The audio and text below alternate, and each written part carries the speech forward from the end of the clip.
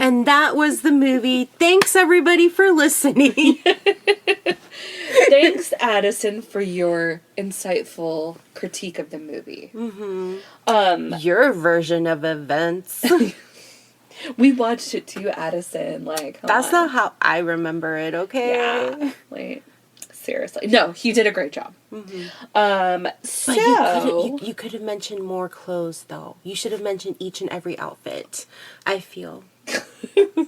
We would be here all day. Every if we outfit did that. needed at least a 2-minute synopsis and description. Okay? They were so great. This movie is shot beautifully. Yes. It is like a gorgeous film. Just the colors, the vibrancy, the gritty. Out of all the movies we've reviewed so far that we've loved, because we've done a lot of movies we've loved. Yeah. This movie, I don't think we've seen anything like this. No. Like, especially for something new. Like, Yeah. I haven't been wowed like this in a long time. A long time. So would you say you liked the movie, April? I thought this movie was extraordinary. The screenplay, the character development, the scenery, the clothing, it is all beautiful. So good. I don't want to say this in a bad way, but it was so good for a Disney movie. Like, it seems like it should have been done by someone else, you know? Not saying that Disney doesn't do great movies, because they do. It was very... But it didn't seem very Disney. What's his name that does, like, Edward Scissorhands? Oh, yeah. Tim Burton. Yes. Very Tim Burton, but still colorful, not so dark and grungy. Right. Like, they used the dark and the grunge appropriately. Exactly. It looked very heroin chic of the 90s. Like, yes. That's the kind of feel you get from this movie. And, we're just gonna talk about this, the elephant in the room. Yes. Is it a lot like The Devil Wears Prada? 100%. Yes. But that's who Cruella is. Yes. Like, that she's got style, she's got grace. And in order for her character to be who she is later in life, we do have to see that progression. Yeah. And I do feel that when it comes to people who are fashionable, they've always had it. Think about it. Oh, yeah. For sure. They may not have the best wardrobes, but they put it together very well. I don't. I just put it on. I wear clothes. The clothes doesn't wear me. Yeah, I mean, even her as a kid in this movie, she was dressing like nobody else. She was wearing black and white. Like, when she's born, her hair is half black, half white. And she, like, leans into it. She doesn't try to cover it up. She doesn't try to do anything. She wears more black and white. She is, like, your icon, I swear. Or if Schitt's Creek was a Disney movie, that is how they went. Like, so when you mentioned Schitt's Creek right now, it reminded me of this quote of when they had David talk to, like, the gay kid. Yeah. And he was like, why would I want to blend in? And it's like, yes, why blend in? Be yourself, Exactly. And we learned that her name isn't actually Cruella, it's Estella. And her mom, like, she was being a brat as a kid, and her mom said, we're not Cruella, we're Estella. And that's kind of how she got it. So when she was being bad, she was Cruella. And she really tried to fight against that the whole time. And Emma Stone did such a great job with this character. Did.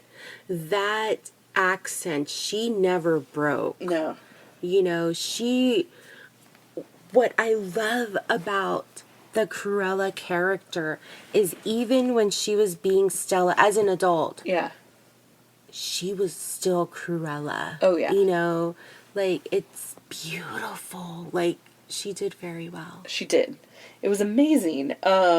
She was supposedly born a genius. Mm-hmm. And, you know, but she was on the streets because her mom was killed, like Addison said. And she had to be a grifter with her two friends, Jasper and Horace. Uh-huh. And, you know, even when, like, doing menial jobs or stealing or thieving or whatever she was doing, she still, like, was stylish and was cutthroat and, you know, just everything that Cruella inhabits. And it was so cool to kind of see how she became the way she is. Yes. I love that she's, even as a child, she was full of energy, very passionate, will stick up for herself. Yeah. You know, she was always who she is. And I look forward to seeing more of this character. Well, and like, you know, she was at this school and she gets kicked out. And the whole time I kept thinking, those kids are the ones that are picking on her. Like, she's just sitting there. And she's defending herself, but it's their fault that all this is happening. But she does meet somebody, and they kind of put it out there, but, like, kind of covered up. So her name is Anita Darling. And, like, I was like, wait, did they just say Darling? I was like, okay. Isn't that the lady's name from the original 101 Dalmatians? And I was like, whatever. That's cool. And then they kept on going, and then when we saw that added scene at the end, we're like, whoa, no! But let's see here. So her mom is a fashion designer. Mm-hmm. And she, I guess, isn't very good. No, she's good. She is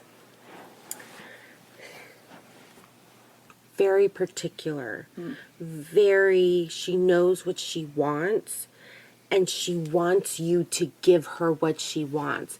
And she doesn't know what she wants until she sees it. I'm not talking about her. I was talking about her mom. Oh. Cruella's, or Estella's mom. Oh, okay. What was the question? I said her mom is a fashion designer.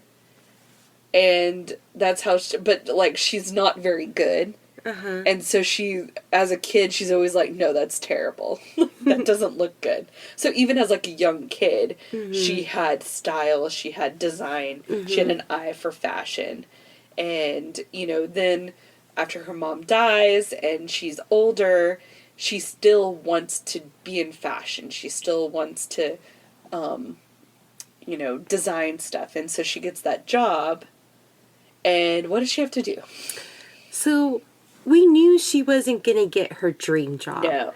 But I figured she was going to be like a stock girl that you just put stock up. Yeah. Or maybe you would be down in like the shoe department. And then the camera pans. It's none of those things. No. They have her scrubbing the floor. Yeah. Like, and not even the fancy floor in the front. They have her cleaning like all of the back area.